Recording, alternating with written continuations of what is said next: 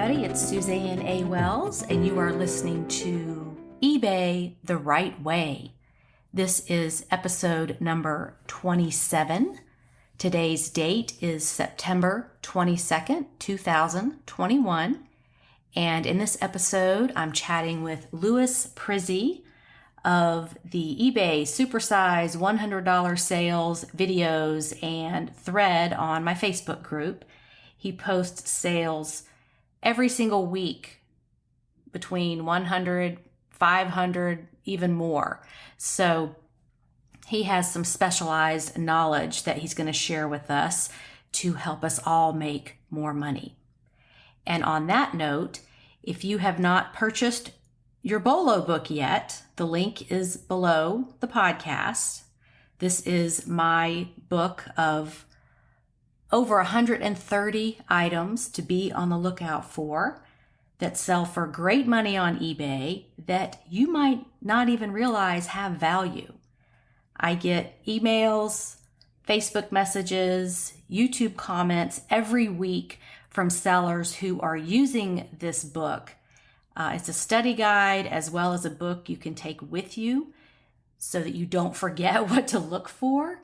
But sellers are finding these items and making money on them. And most of them are just surprised that these are items they didn't even know have value. So you don't want FOMO, which is fear of missing out. So get your BOLO book today so that you can join the BOLO revolution and find these items. Okay, with all of that being said, we are going to jump into the episode and chat with Louis. Because we didn't play with any of our toys. And you didn't get to play with it. Right, we were just toy hoarders. Okay, we have Louis Prizzi, the famous $100 supersize poster. I want to talk about a few of your notable sales in a few minutes, but just kind of tell everybody where you are, how you got into eBay, kind of give us a little intro. Sure. Hi, guys. My name is Louis Prizzi. I am from Long Island. I have been selling on eBay since 2001 as a wee little 13, 14-year-old with the help of mom. I was one of those weird kids that watched all those Antiques Roadshow collector shows as a kid. Mm-hmm. So I just retained all this information and would get on my bicycle every Saturday and Sunday morning and go out shopping and make change. And that's what I did for years. Treasure hunting. I mean, that really is the part that is the most addictive. Yeah. I'd disappear for 4 or 5 hours. Now, this was before cell phones, so my parents had no idea where I was. Right. You just would come back with all this stuff. Right. I literally have 5 plastic shopping bags on the handlebars of my bicycle. Oh my gosh. Good for you. Yeah, it was fun. It was fun. So you are a millennial then? I guess I'm a slightly what they would call an elder millennial. Okay. So you're at the tail end of Gen X. Yeah, I was born in 87. Okay. Oh God. I feel old now. That was 3 years after I graduated from high school.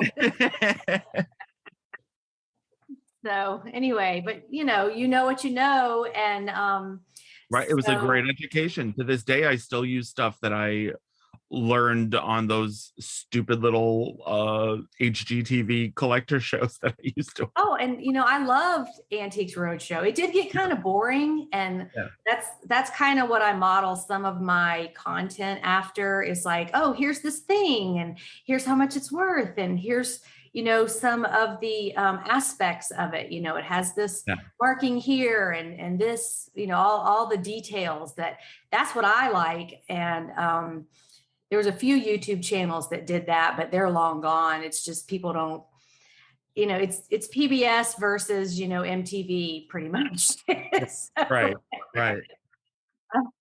what are the masses watching?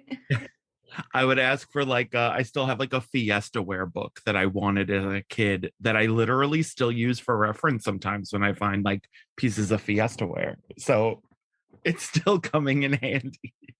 So you'll sell anything. I do mostly vintage stuff, toys, housewares, decoratives, but if I find something and it's worth money, I'm certainly not going to scoff at it. As long as it's easy to list and relatively easy to ship, I'm down for it. And that includes vintage Lily Pulitzer dresses. Apparently, yeah. Yeah. That was like the greatest sale by a guy cool. ever. That was very, very, very, very cool. To this, after I saw that, I was like, okay, I'm looking at the dresses everywhere I go because you just never know what's mixed in. Well, and that was at a garage sale. So that was like a super weird random. I think I was on my way from one garage sale to another and just randomly stopped at that one and got a Le Creuset crock pot there. And then on my way out, I saw that I always pick up weird, crazy, groovy dresses and stuff because at the store I'm at, we dress up mannequins. So I saw that and they were like, oh, $10. And I was like, okay, fine for $10. And then I saw the tag when I pulled it down and I was like, okay. I try not to get excited about here. Right. I try not to get too excited about things too easily because there are, copies and fakes and blah, blah, blah, blah, blah. But it was relatively easy to research. And yeah, literally just made up a price. And what was it, $475? I think that's what I listed it for. I think I sold it for like $425, $440, something of that, somewhere in that roundabouts. Yeah. Mm-hmm. Okay, and listeners, if you don't know what he's referring to, it was on the cover shot of a $100 supersized sale video. I don't know, maybe July. I was going to say 2021, sometime in the summer, and it's this maxi dress, Lily Pulitzer, the wild pattern, rare, $10, sold for over $400. So, the stuff, it just can be anywhere, Yeah. Yeah. So tell us about the store that you mentioned. So it is deep end of the Sandbox over in Ronkonkoma, Long Island. And we specialize in pop culture, vintage toys, records, stuff like that. And we call it the Clubhouse. So do you sell things on consignment? No, I'm a vendor there. Oh, you're a vendor. So it's like an antique mall with different booths? Yeah, but it's just me. Very small. Okay. Very small operation that we don't play well with others. I like the lone wolf philosophy myself. When it comes to an antique mall, if they're paying you rent, then they feel like you owe them something. And no one to deal with that. Like, oh, I didn't get any sales this month and I'm paying you rent. And you're like, hey, we have no control over who walks in the door. Right. Or why are you closed this day? Why did you open late this day? Stuff like that. Oh, right. Not dealing with it. So you sell your items both there and on eBay? Yes. Different items. I usually, I'm too forgetful. So very rarely will I have something listed and have it there as well. Okay. But I will flip-flop. I'll have something online. If it doesn't sell online in a couple months, I sell it there. If I have something there that's been sitting for a while, I'll take it home, throw it online. It was very helpful during the pandemic, just when shopping in my own store. Right. Okay. Yeah. And I think that's the way it works. Even if your stuff is always on eBay, it's like, okay, you got to rework that listing, take that listing down, maybe change the pictures, do something different, change your price point, like jiggle it around. Yeah. And maybe the right person just hasn't seen it yet. Yeah. Okay. So what is your all-time best sale on eBay? So that is there's two good ones. I don't know. Do we have like a time limit for this? Should I keep stories short? I talk a lot. No, I mean, they're usually about an hour long because okay, cool. If you're drinking coffee, I think I'm drinking coffee. Yeah, I went and got a full cup. Who knows? I mean, by the time we get to an hour, we'll be like, we'll know it. So it's fine. Share So, what you want to share. so my absolute favorite one is when I first started getting into reselling, I really was like, I want to get into selling Pyrex. Pyrex looked really fun. It's really cool. I love the nostalgia of it. Um, so I started kind of slowly self-teaching myself about Pyrex, trial and error, picking up bad patterns, learning, okay, we don't like those. What are good patterns, good colors, stuff like that. And I was at a local little flea market, an indoor flea market, and there was this very cute little tiny Pyrex butter print bowl. Thought, oh, this is cute. Must be like a children's piece, maybe from like a children's set or something. It was in that beautiful butter print pattern Mhm. and with that beautiful bright turquoise. And got it home, posted it in one of the groups that I'm in, a mid-century group, and everyone's like, wait, do you know what that is? And I was like, apparently not. What is it? And so it turns out, so the classic butter Pyrex like mixing bowl sets, the four Mhm. that Right. stack to each other. This was a fifth one that was never mass produced. Oh. So I bought it for $8 and sold it for $2,100.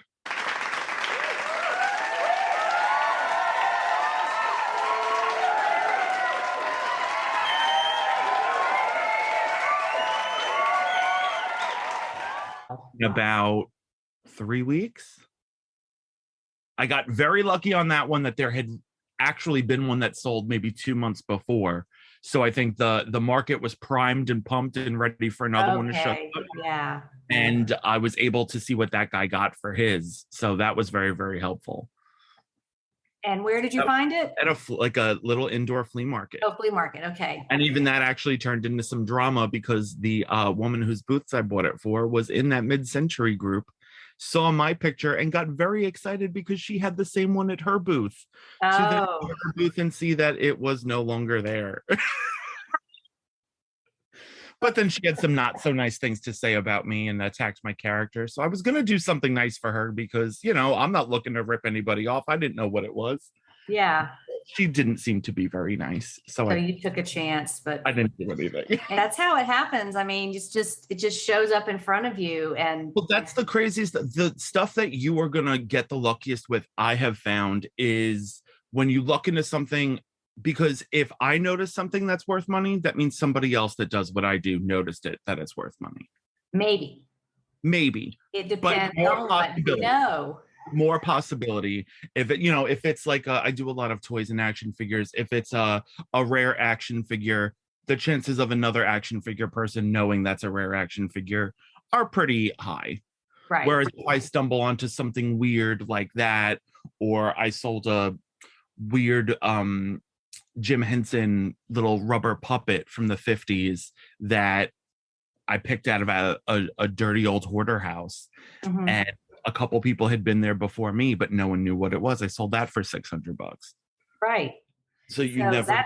That's the point I try to get across to everybody, is that you don't know who's been there before you and what they know. Right. And speaking of action figures, I was in the Goodwill right near me a couple of days ago, and somebody had donated all these new in the box action figures. They were kind of all the same, and they looked new. Like they weren't like in the box from the 60s or 70s, Right. And I looked at them and looked a few up, and it was like, yeah, these are kind of just like, a Target thing, or I don't know why there were so many. Later, I saw a guy with all of them in his cart checking out. And I was like, oh, I see you picked those up. And he wasn't even a reseller. He was using them for something else. And Allegedly. Well, yeah, exactly.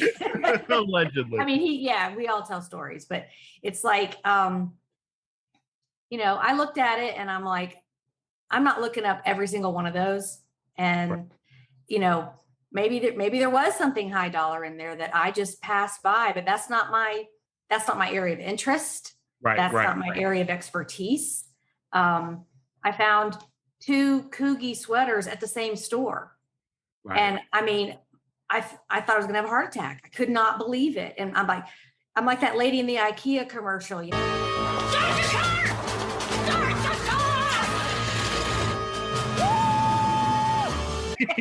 Like, I couldn't believe they were only $6, but they had been there for 2 weeks. Like, other people must have seen these. And that kind of Why stuff are is they here for wild. me? Yeah. That stuff is so wild. So you just never know who's Yeah. been there before you and what they know. It's not, this is going to be a t-shirt. It's not where you go, it's what you know. Right. Right. So it's just, the possibilities and opportunities are just unlimited. Right. That's why I love like getting huge lots of things. That Yeah. way I can learn. I love, is this a toy line I don't know about? Let me deep dive and find out everything about that toy line. Then next time I see something from that toy line out and about, and it happens constantly, I'm like, oh, I know that figure. That's a $200 action figure. Oh, that accessory for that play set, I know I can sell for $65 on its own. So yeah, like the grandparents of what is that? It's not Little People, it's Loving Family. And the grandparents are worth the most money. Yes. Yes. What the mom and dad? They want the grandparents. Yeah. Well, because those were the ones that what kid wanted to play with the grandparents? Right. So that's it's very much that in a lot of the 80s toy lines, the ones that are the most expensive are usually the girl characters, because no one bought the girl characters for little boys. Little boys weren't interested. Or the parents are, oh, I don't want him playing with a little girl. Well, yeah, like Smurfette. If you find Smurfette plush or anything, she's worth more than just the regular Papa Smurf, all the regular ones. Yeah, you're right. So would you call yourself a toy expert? I would not use the word expert. I mean, I'm knowledgeable. Okay, knowledgeable toy seller. Okay. Right. That's going to be your tagline. I call myself a trash man. Yeah. Have you found things in the trash? Do you do that? Do you look on the curb? I did that as a kid. Every trash night, I'd be out on my bicycle going around, and if I see something interesting. To go back to that baby Pyrex, apparently the lady that found it in the trash. Allegedly. And I guess she didn't just an $8 price. I want to know where she got that $8 price from, because no piece of Pyrex in that pattern is worth $8. So yeah, who knows? And that's the thing is like, okay, somebody threw that away. Let's think about this. Why did they throw it away?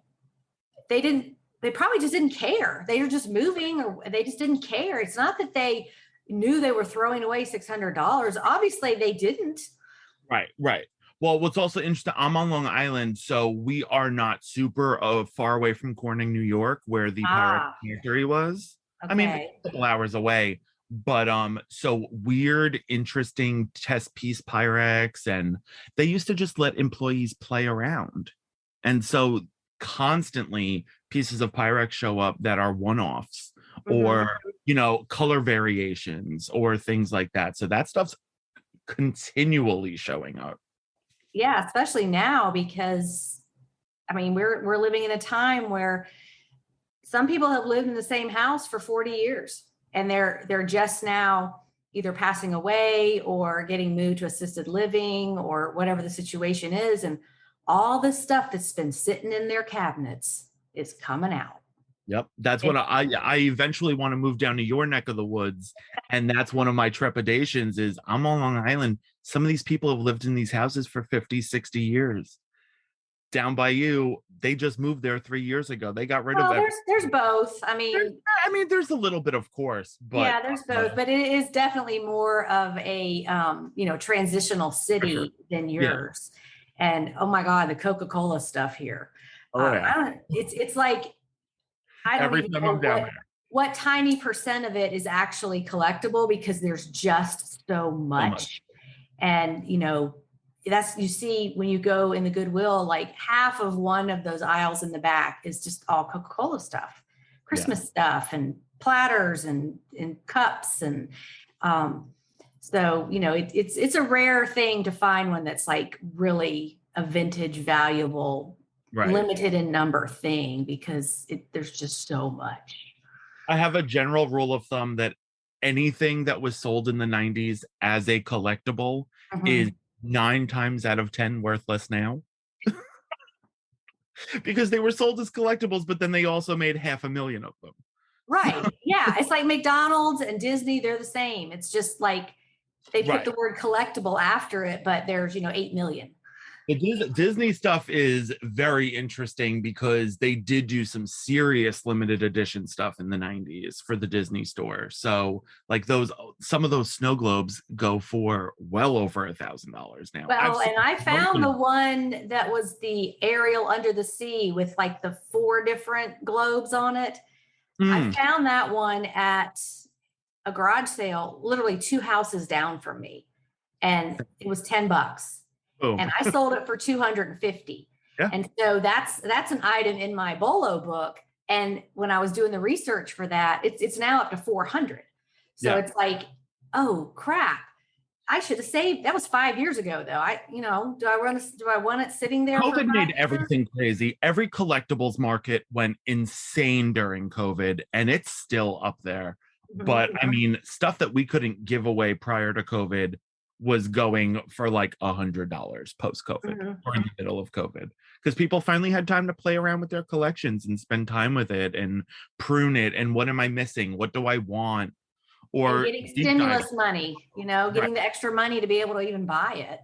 right, I right. mean, there's a lot of factors that just kind of made that a whole whirlwind. That in July of 2020 was one of my best months on eBay Yep. in a Same, long time. Yeah. same. My postman was getting sick of seeing me every day. I was like, but you're the only human I have contact with.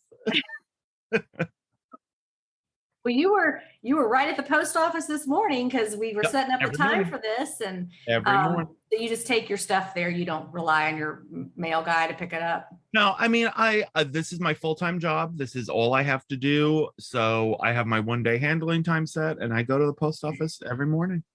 Hmm.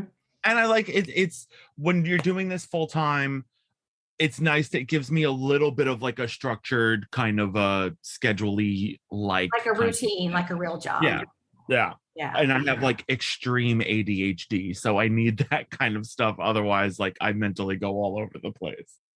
Well, I've got 2-day handling because, I do a lot of other things besides this, but um, I still sometimes take it on the, 1 day because I'm thinking like the buyer. I'm like, yeah, I really want to get this in the mail to them so they can get the tracking information. They're going to know it's on the way. And I was like, I really want to get this in their hands as soon as possible. And I just kind of have it padded just in case. Right. Oh yeah, well yeah, exactly. Nice But to have that little bit of safety. so what did we ship today? What did I ship today? I shipped a video game, a Royal Hager vase. What else did I sell today? Oh, I actually just got a notification that I sold something else. What else did I ship today? Oh, some vintage Star Wars figures.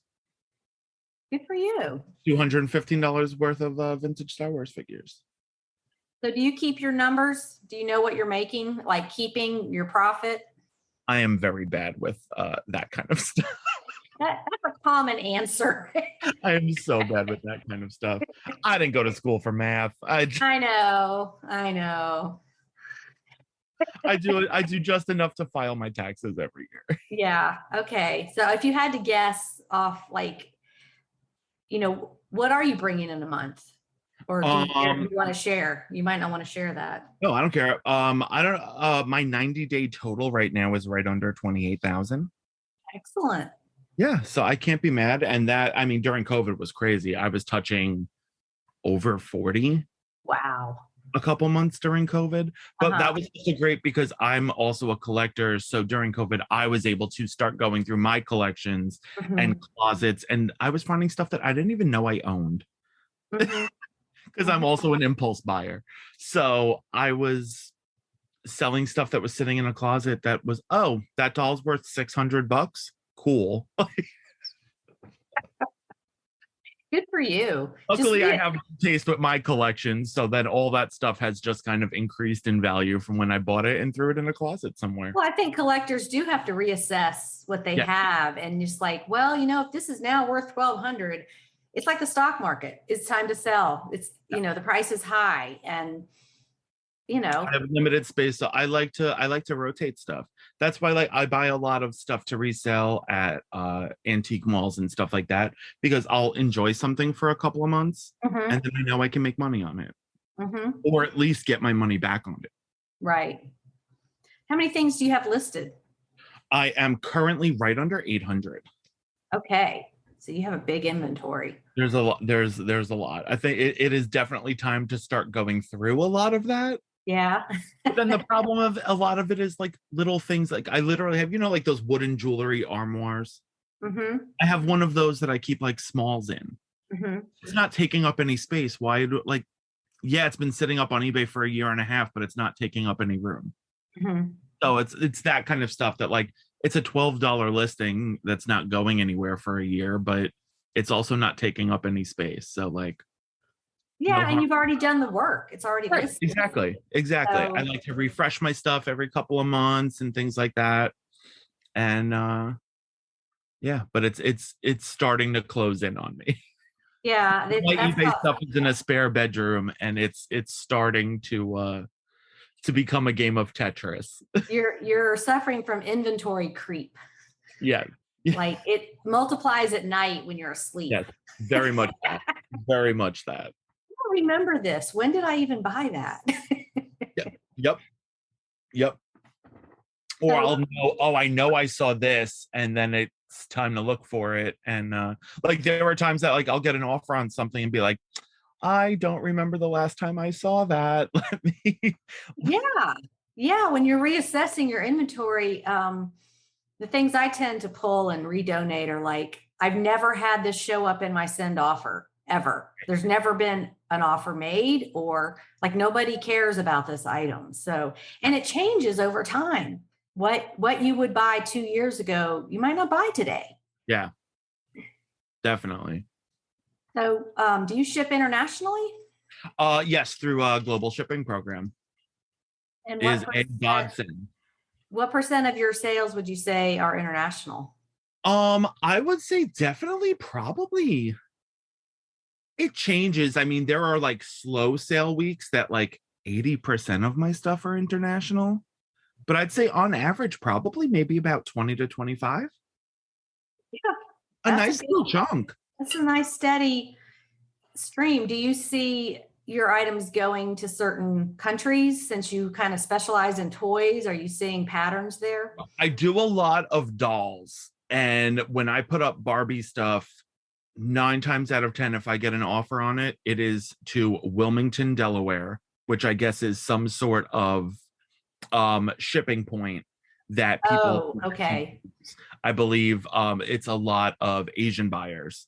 And it is always either Newcastle or Wilmington, Delaware, and constantly. If I sell a doll item, 9 times out of 10, it's going somewhere in Delaware. So do you think it's a freight forwarder? Yeah, probably. I assume so. Okay. Either that or there is a lot of very serious doll collectors in Delaware. Yeah, it sounds like a freight forwarder since it's right there on the coast. And right. Which, that's just a company that buys things and ships it to their people who are looking for things in other countries. Yeah. But I sell a lot to Canada, of course, Great Britain, always a lot. Italy, fairly often. Australia is probably the biggest one. The Australians are so grateful when they receive it, and it could take 5 or 6 weeks, and they'll be fast shipping. And I'm like, okay, that's wonderful that you think that's fast. And then you've got somebody in the United States that's 1,000 miles away, and they're one day after, why don't I have it yet? What's happening? Where's my item? Is it lost? And they're all freaking out. And it's you need to talk to the people in Australia who are just they're so laid back. They're oh, fast shipping. It only took 6 weeks. I have one of my best friend lives in Bulgaria, And Mm. I constantly, he's a Barbie collector. He has the largest Barbie collection in Bulgaria. And I will always pick up dolls here and then just send him massive boxes full of dolls because it's so much cheaper than him buying things on eBay and spending 40, 50, $60 shipping on one item Right. and spend $250 and ship 60 dolls. Mm-hmm. And it takes anywhere, I mean, we've had them take up to 3 months. Yeah. But then sometimes they show up in as little as 2 weeks. I know it's so random. There just doesn't seem to be any, standard length of Yeah. time for items to be It was received. really crazy during COVID because right before COVID got bad, like in February of 2020, I had shipped him a box. And then it was like April, May, and he still didn't have it. And I was like, oh God, here we go. And no, it was sitting in one of the customs offices for like 2 months and no one told him about it. Mm-hmm. Oh man. That's what I feel bad when international buyers will be like, oh, where's my item? I have no way of telling you that. Right. I know when it gets to Kentucky, that's about it. I know, but like you're the last point of reference. So who else are they Right. going to ask? And they're Right, frustrated. exactly, So it's exactly. like, I do you feel know bad anything? And yeah, yeah. I feel bad that we don't have answers. So speaking of items just sitting there, there's something going on with our Goodwills down here in Georgia. I have heard. I have heard What have you heard? that there's they're very sparse. Yeah, and it's not usually like that. So the past maybe 2 or 3 weeks, I've been a couple times a week. They're not putting stuff out. And so I went to the donation door and dropped some stuff off, and the back is full to the ceiling. Yep. And it's like, can I shop back here? That's been happening up here at mine. So I finally asked a manager, I'm like, what's the problem? Why aren't y'all putting this stuff out? I would have bought, 10 times more if it had been out here. And apparently they've changed the criteria for being hired. They're making it extremely difficult. He's like, yeah, well, corporates decided that you have to work at NASA before you work at Goodwill and have to know all this math and all this stuff. And nobody can get hired because it's too complicated. You have to know too much. And I'm like, well, how much do you have to know to take things off a rack and hang them on another rack? That I thought Right. Goodwill helped get people jobs. So where's all that? And he's like, that's not what Goodwill this is what we're told to do. And so, I mean, it's got to turn back around because they're losing so much money with all this stuff not put out on the floor. People can't buy it. Well, they're also making more money by sending that stuff over to their cute little website to auction off on their own. Well, there is some of that, but I don't know what y'all's stores look like, but I mean, ours are usually packed with so much stuff. Like if you pull something out of the back, it's an avalanche. Or, the clothes are so tightly packed that you can't even, like you have to take some off the rack to even look through it because they're so packed in there. And it's not like that anymore. Right. So I feel like it's a temporary thing until they figure out, like it's their death pile in the back. Like this stuff was free for y'all. Put it out, let us buy it. Right. But I think there is pressure from up top about getting the most bang out of each buck. So I think whereas, yes, that seems like the obvious answer, get it on the floor, get it sold. It's not like we tell resellers, it doesn't make you any money being in a death pile. Mm-hmm. They're more concerned about getting the most possible money for it instead of just getting rid of it. Well, at some point, they're not going to have any more space back there. Right, exactly. It's gonna be maxed out, and that's why a lot of this stuff is also just getting card. I'm seeing people find better stuff at the bins than I'm seing people find at actual Goodwill stores. Because we don't have those here. No, you do not. You do not. We did one. I was down south with my friends in Atlanta, and we were going to Disney, and we stopped at one on the way home from Disney. And they're an experience. I'll say that. Yeah, I mean, that's a certain kind of personality that can do the bins. I'm not that person. I am not aggressive. I am not competitive like that. We're more like, sneaky going through people's trash. I want to just mosey around an empty thrift store by myself so I don't Right. make difficult decisions. God forbid I see someone with something in a cart that I would have picked up. That ruins my whole day. Right. Yeah. So I don't know. We're watching it to see and I wonder if it's like this in other states. I mean, obviously it is, because if it's a corporate change to the hiring protocol, it's going to be affecting everybody. But it just seems like a really stupid move for them I'm to. hearing a lot of that about Goodwills, though. I'm lucky that I only have one Goodwill out by me, and it's far enough away that like I'll maybe go once a month, but it's a waste of time. I was there once, and they literally had red Solo cups individually priced at $1.29 each. That's super smart. Yeah. Yeah. It's everything is just clear glass. It's just clear glass everywhere, and like Yeah, I don't even go on those aisles because I don't want to look at that. the whole housewares department is just basically all clear glass at this point because everything else has gotten sent to wherever they send their online stuff. But And it's a bummer. They missed those Coogie sweaters. Like Right. they were right there and they'd been sitting there for 2 weeks because they put the date on the tag. Yeah. That's crazy. Like I'm looking for stuff that's just been put out. Right. Yesterday was Dollar Day, and I just happened to go, and there's all these people in there that are just piling stuff in their carts just because it's $1. And it's like, good, y'all take that. And I want the stuff that's just been put out that like I'm the first one to see it, and it's like, it's not going to be there tomorrow. How often do you go outsourcing every day? No, I am going more often now than I used to. 2 to 3 times a week. Okay. But I'm really cherry picking. Right. And, looking for things that I can sell for over 50. Right. So, I mean, sometimes I only walk out with 3 or 4 things, which is a huge change for me. Because I mean, that's not bad though. If you're only going for something above a certain price point, to walk out with 2 or 3 things at that price point is fabulous. Well, and then I'm out all day, and I'm lucky if I come home with one item I can sell for $25. Well, I mean, yeah, it just depends on your strategy. It's all strategy and planning. So I went on Saturday and I found an UGG tote bag. It was like a limited edition buffalo plaid wool with leather handles. It was like a Nordstrom promotional thing that is rare. So I got $100 on that. I found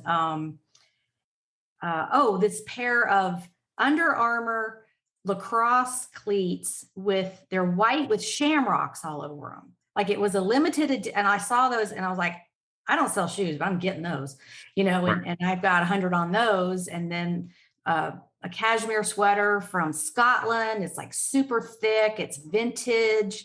Got 100 on that. So for the hour and a half I was there, I found about $400 worth of stuff. And then some days you're just not finding it. And that's okay, because then your time is not spent listing all this stuff that you really didn't want to buy anyway. That ends up sitting in a death pile because you get it home and you go, why did I even buy this? Yeah. My motto is if this is in my pile of stuff, am I going to be excited to go in there and pull this out and list it? And if the answer is no, then I don't get it. Right. Our motto is they can't all be winners. Exactly. Yeah, exactly. But lately with this whole USPS not following through on the insurance claims, like you have to get the buyer to take the broken pieces. Unless it's that IKEA vase or something like a Mackenzie Childs cookie jar, I'm not getting it. I just am like, I'm not going down that road of going through all this and it breaking, and then you have to tell the buyer you have to take it to the post office to get your money. And then they lie about it. And it's like, I'm really rethinking that. Yeah, I have definitely. I mean, I still do a lot of breakables, but I've definitely gotten to the point where, like, unless I know it's a cookie jar that I can sell for $150, I'm not picking up a $30 cookie jar. I'm not wasting my time on that. Luckily, I've gotten to the point where I can pack Pyrex like a champ, so I'm not worried about that stuff anymore. But Right. if the post office doesn't care anymore, I can't. Because when it rains, it pours. If I have one return, I have four that week. Mm-hmm. You're right. You're That's exactly right. that's just how it goes. That was what, last week or the week before for me. I literally had like five within a 48-hour time span, and I was like, I'm gonna ram my head through a And what wall. were the reasons since you sell mostly collectibles? A lot of it was customer error. It was, oh, I sold a $half coin. Oh, I thought it was a full dollar. You must have changed it. Well, no, that's not how it works. Mm-hmm. Then I sold some those 80s dancer photographs that I'm like continually making money on. I don't know if you saw those. No, what Uh, is that? so I bought these two photo albums I went to this estate sale. I'm gonna ramble. I went to this estate sale that looked beautiful, and from the pictures they had online, and it was this whole big nightmare. There was a tons of. I was there 3 hours early, sitting in my car. 5 minutes before they start the estate sale, they come out and tell us that they're going to start auctioning stuff off because so many people are there for the things like vintage t-shirts, vintage Barbies, vintage albums. So they were like literally doing auctions, except they didn't even have that organized.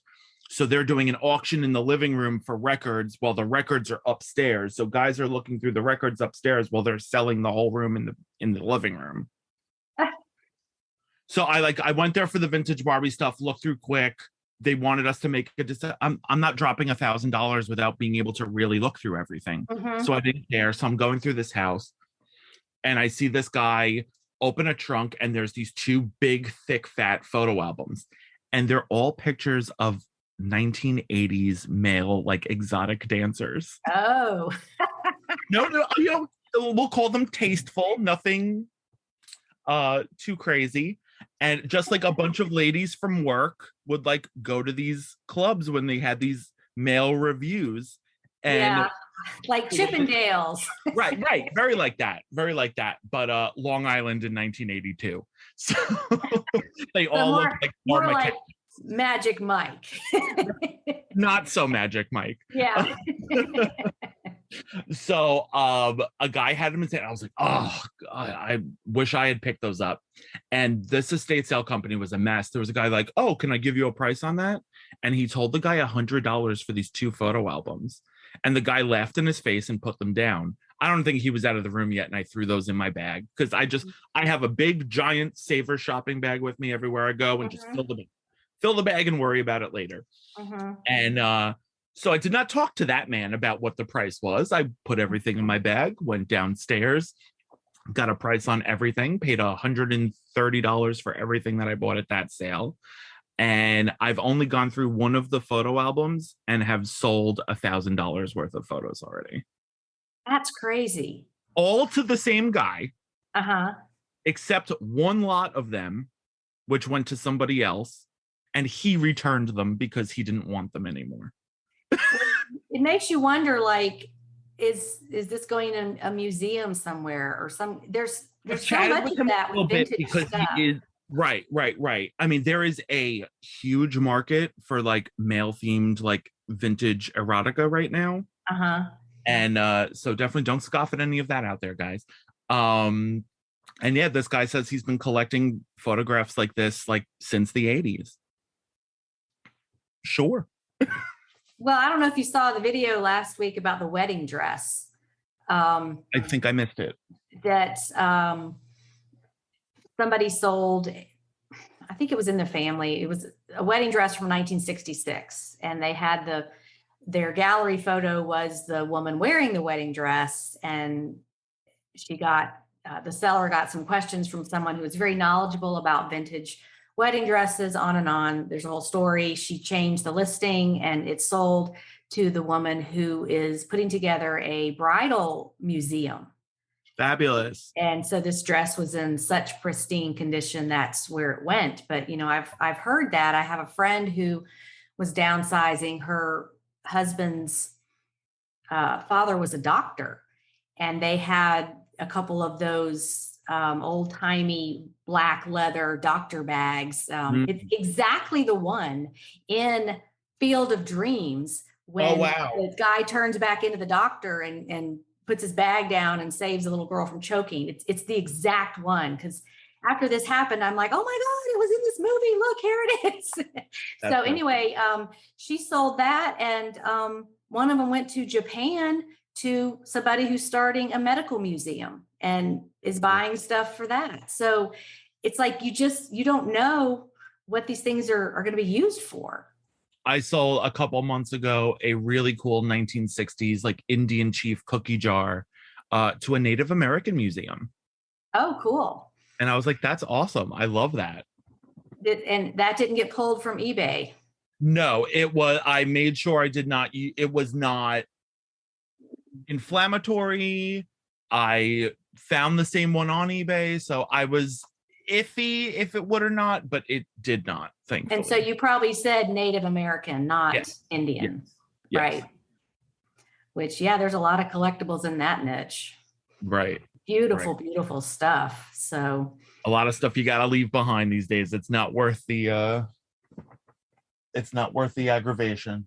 I know the hassle of, getting your listing might be pulled because of one keyword. Right. And, you had no ill intent. It's just Right. you're trying to get this item in the right hands, and it gets And I think that kind of proved that it went to literally the perfect hands. Say that again? It went to literally the perfect hands. It went to a museum. Oh, right.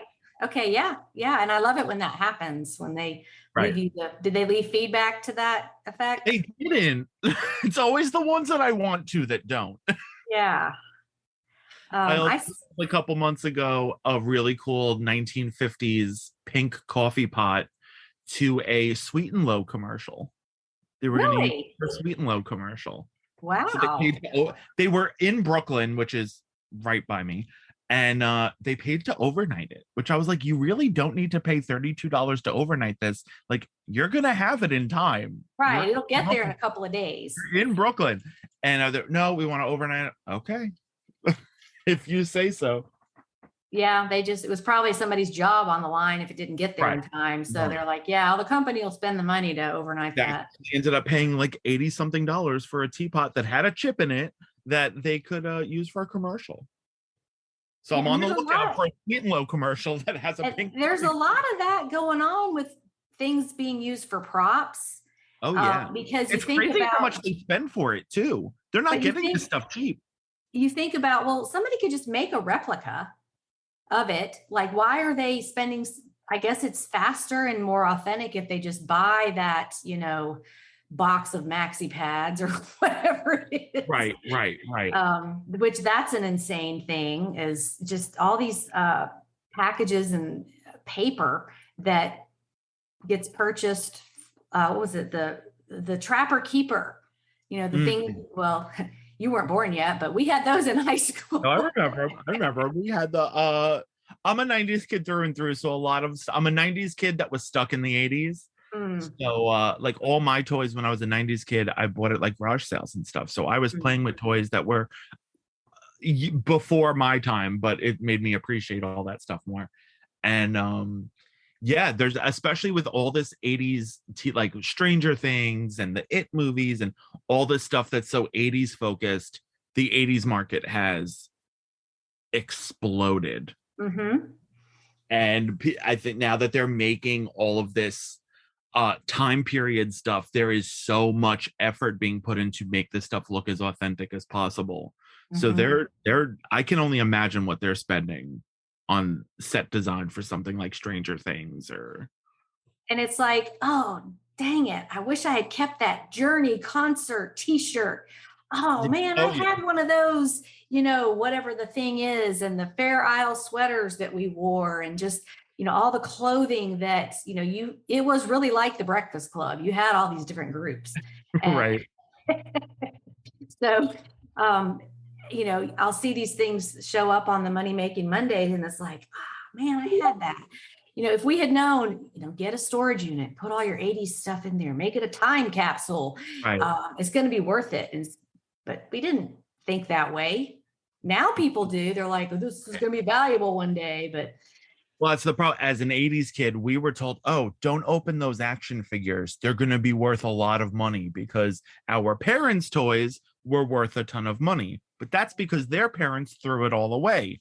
mhm. We kept it all in package. So our 1997 Star Wars figures are worth $4 because Yeah. they're constantly in the package because we didn't And play with any of our and toys. you didn't get to play with it.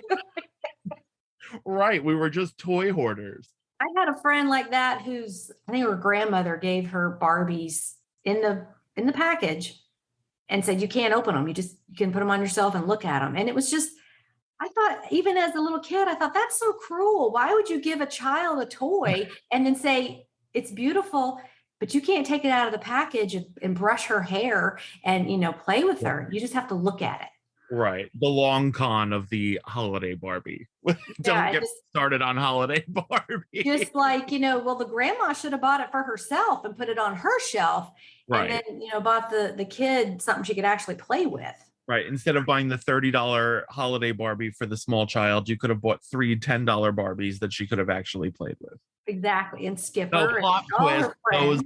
Those $10 Barbies are worth a lot more now than those $30 holiday Barbies. So what you said, don't get you started on holiday Barbie. What's Oh what's my the deal God. there? Holiday Barbie is so it's very much so like the Beanie Baby and Black Diamond VHS tape thing where people, oh, they're worth $3,000. Where? Yeah, on that one fake listing on eBay that Exactly. two people did as a joke, and then the buyer never paid for it. Right. I deal a lot with Barbie stuff, so I'm always buying big collections, and there's always holiday dolls in there. And whenever anyone says, "Oh, I have a bunch of Barbies," I can almost guarantee that there are certain dolls I will find in there: the 1997 holiday Barbie, the Millennium Barbie, always, and most of them are worth $20 if you're lucky, Mm-hmm. and you find someone that wants it. In the store that I'm a vendor at, we sell them for $5 or $10, Mm-hmm. just so kids can have actual real quality Barbies to play with, and kids get thrilled about it. Because Mm-hmm. for $5 you can have this gorgeous gowned Barbie, or you can go to Walmart for $15 and Barbie has plastic pants on. Mm-hmm. Yeah, the clothes on those older ones seem more detail oriented and better made. Yes. Yes. I know I people personally collect Barbie from the 60s. So okay. I have a lot of that. And then all through the 70s and 80s, the quality is insane.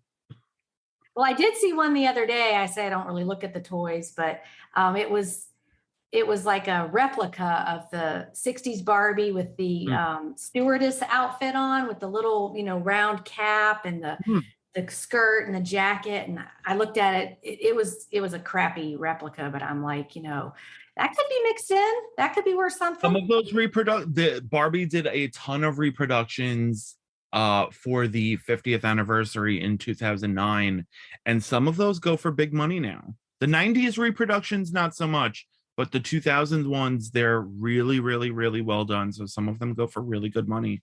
I just sold a reproduction nurse for like I think $100. Okay, that's good information. That's good for people that are like me and like they all look the same. Right, Unless right. they have a different outfit on, but they pretty much all look the same in that bin of just random toys all mixed together. Right. Well, you know that barcodes are your friend on stuff like this. Mm-hmm. Scan those barcodes when in doubt. Yeah, I'm talking about the ones that aren't in a box that were actually played with, but they could be older. Yeah, I have a friend that I grew up with, and we used to play Barbies. And I was one of three girls. She was the only girl, so she got better Barbie stuff than I did. The camper, the swimming pool, all those things. I was gonna say you're probably a Malibu Barbie era girl or a Superstar Barbie era girl. I don't know the difference. I just knew that she had better ones, and she had all the different shoes, and like my dog would eat the shoes, and I never had any shoes for my Barbies. They just disappeared. But so one day we were playing in her the Barbie swimming pool, and we didn't have bathing suits, so we just put them in there naked.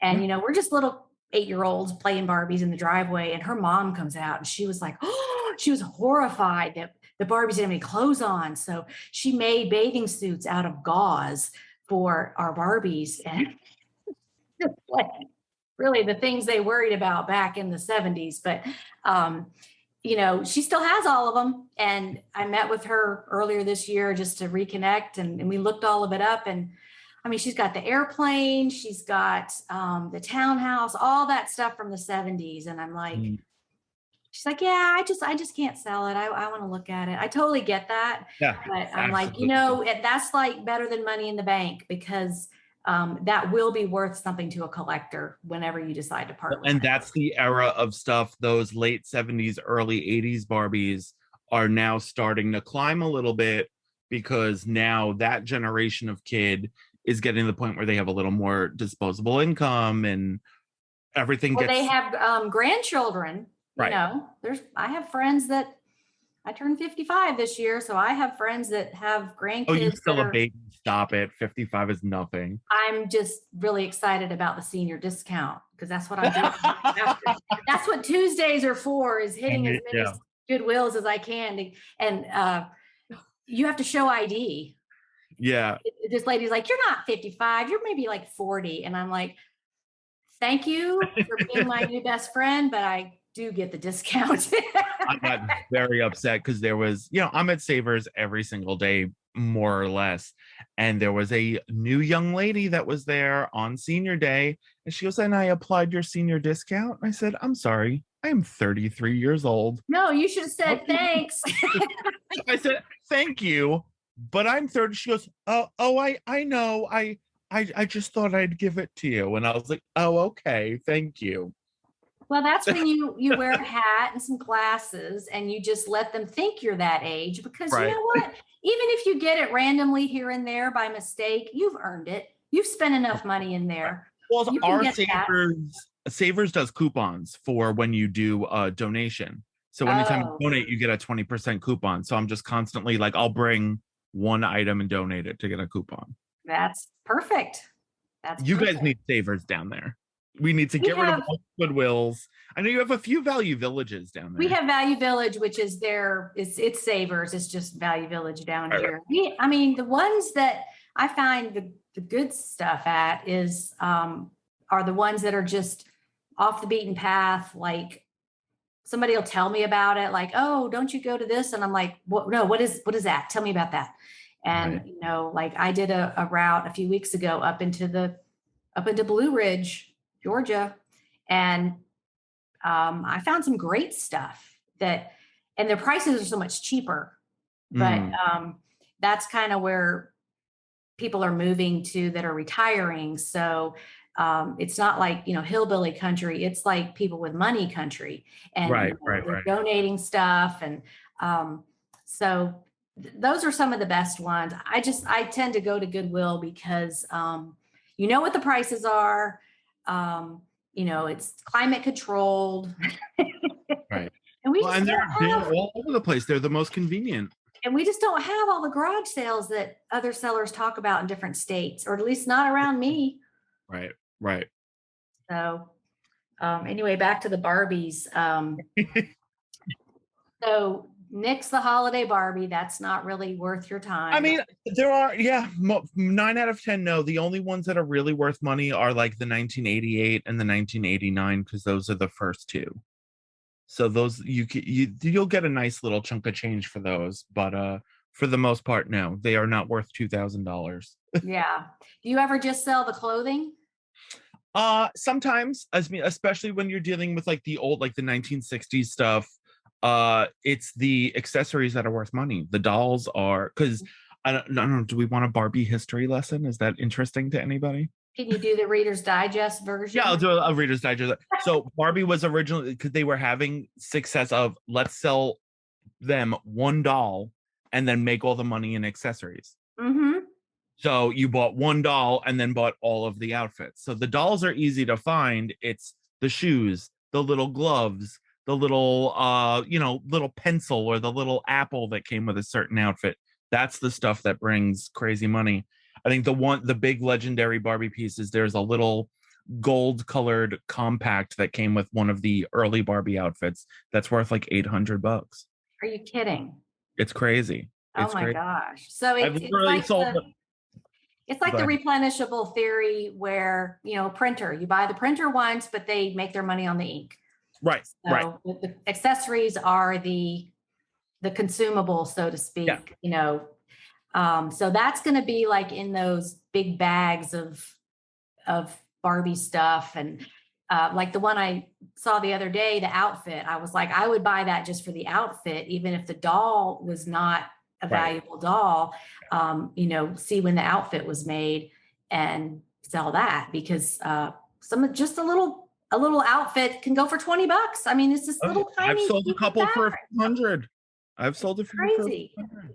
Yeah, so now all these people listening are running to the playroom to take the clothes off the Barbies Only before if you their have a kids playroom full of 1960s Barbies. get home from school, and then they're going to be like, "Mom, where's all my Barbies' clothes?" Yeah, well, there was a problem there. That's my favorite kind of stuff to sell, though. It's super easy to photograph, super easy to pack, super easy to ship, takes up no space, and you get a lot of money for it. I love selling, we call them the bits and bobs. Okay, yeah. That's my favorite So stuff. keeping your business small so that inventory creep doesn't Right. take over. And you could store a lot of Barbie clothes in the same amount of space that you can store like a winter coat, Or one boxed Barbie even. Yeah. So a lot of people are going towards the smaller items that are profitable, but you got to be able to find them. They're out there. I love that. But my favorite thing to buy is just a big fat case full of Barbie stuff, because I can spend hours digging through it. And I bought a bag once for $25, and in that one bag was a Barbie head that I sold for $150, a pair of gloves that I sold for $100, a stocking that I sold for like $60. It's crazy. Yeah, that could be tedious to go through all that stuff, but it's like a little miniature treasure hunt at home. Yeah. It's the best part. It's the best part, putting all the outfits together. But also I'm a Barbie collector, so that gives me joy, where I think and I can a see non-Barbie collector would find that very annoying. I can see your dolls behind you on the shelf. Oh yeah, we got a couple hiding up over there. The ones with the black dresses look like Victorian, like they're about to have a seance. Yes, those are the villains. I have some villains hanging. Oh, is that what they are? Because I've been looking at them the whole time thinking they're gonna have a seance any minute. They've got the white collar up around their neck and the black dress. Yes. I have the Wicked Witch of the West, the Big Bad Wolf, and the Evil Queen up there. Those aren't Barbies. That's a different collection. Yeah, I know. I saw them in the background. That's what I do, is I look in the background of everything all the time. What's back there? I really would love to have this as my background, but it's just way too busy and messy. Oh, there's all your dolls and all kinds of stuff. Well, it's organized. Sure, we'll call it that. To me, it looks organized. Yes. Thank you, Rainy Webcam. Yeah, well, you pick my background is fake. I mean, it's a real picture I took from my porch, but I love Zoom with the background you can change. You can be anywhere you want. Right. So I made it through COVID with no Zoom until today. So I see your Friday the 13th shirt you've got on there. Is that a collectible one? No, this is something new. I'm a horror movie buff, so because there's a new movie coming out where Jamie Lee Curtis looks like she's 100. Yeah. Close enough. Close enough. It is getting to our time of the year, so yeah, that's right. Okay, well, we've been chatting for quite a while, so maybe we should wrap this up, but we'll have to have you back on and absolutely anytime. Some more details, because that's what people like is, what do I look for? What details do I need to know? Because some of these niches are just so overwhelming, and like, even though you study it, it's so much more efficient to talk to somebody who just knows and can give you some information. So I appreciate you taking the time out of your busy schedule to chat Oh, today. today is senior day at Savers, so I like to avoid that. So I'm glad I have something else to do than go fight old ladies for floral arrangements. Well, I intentionally wait until noon because Mm, they all come early and right, then they leave most of the time. But they're putting stuff out. Well, they normally are putting stuff out all day right. at everywhere I go. Let's hope that comes back to the way it was. But um, so I can be there later in the day and still get the discount. And the seniors that are in there are not looking for what I'm looking for. 9 times out of 10, no, they are looking for Waterford crystal and floral arrangements. Just junky stuff for their house. Yeah, They're just, yeah. I hear this conversation all the time. Oh, Mom, you don't need any more glass stuff. Why are you at Goodwill? And she's like, oh, but this mug, I have to have it. And she's like, Mom, you have 800 mugs, Right, it's like, but they're bored, I think, and they just want right. something to do that doesn't It's a cost lot of much money. So they go to it's a lot of Goodwill. Yeah, Well, I also say with what we do, it's kind of almost a gambling addiction. absolutely. Every single time you walk into that Goodwill or that Savers or go up to that garage sale, you are pulling the lever on that slot machine. And are you Hmm. going to get the jackpot? Are you going to get bars? Are you going to get nothing?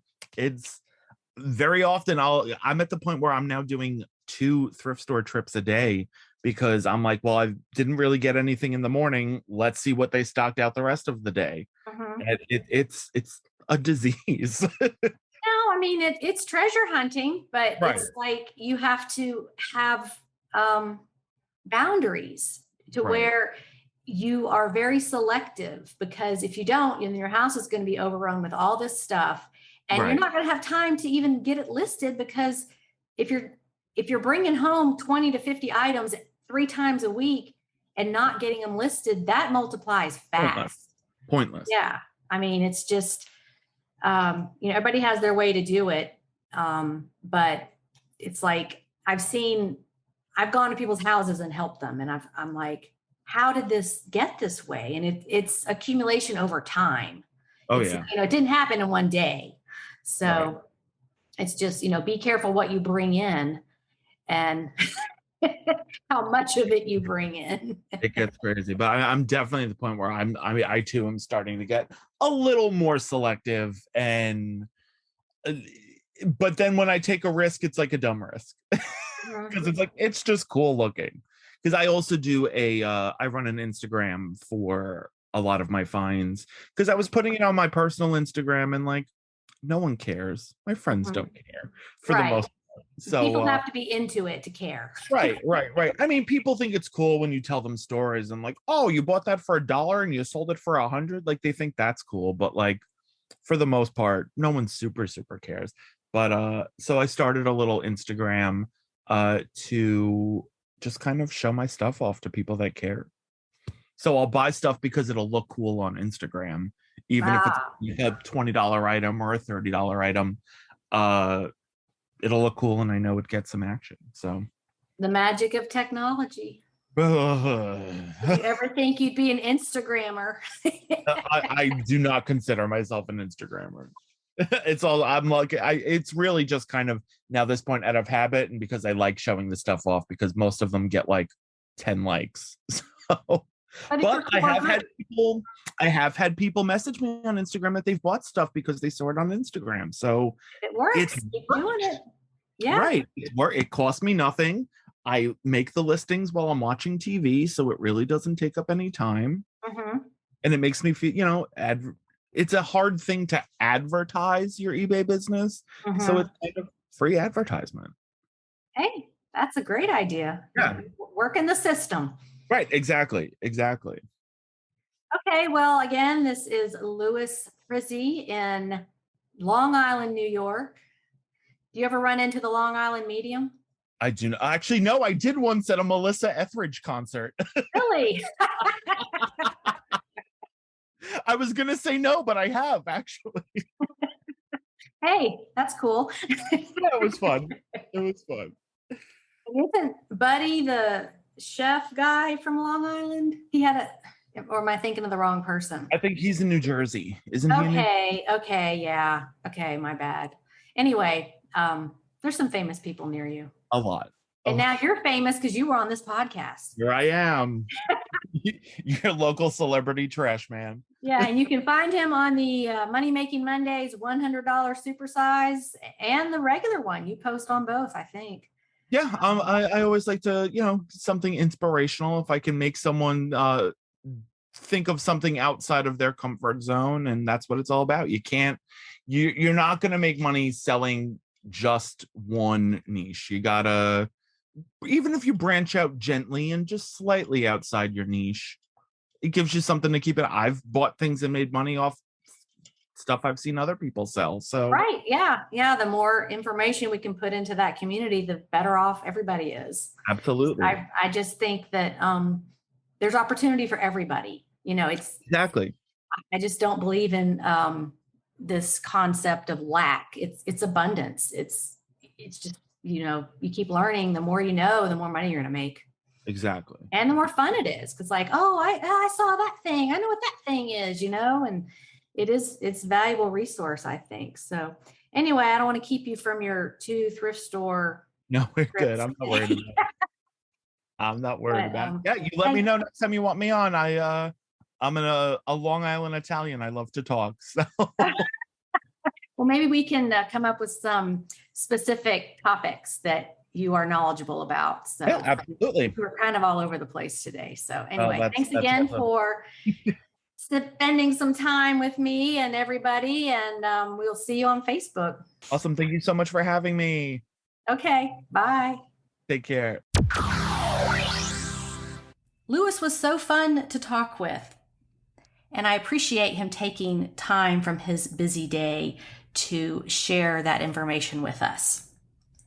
And thank you, the listener, for tuning in every week and spending time listening to my podcast, because I know you have lots of other choices, and I'm always honored that you choose to come here and tune into my podcast.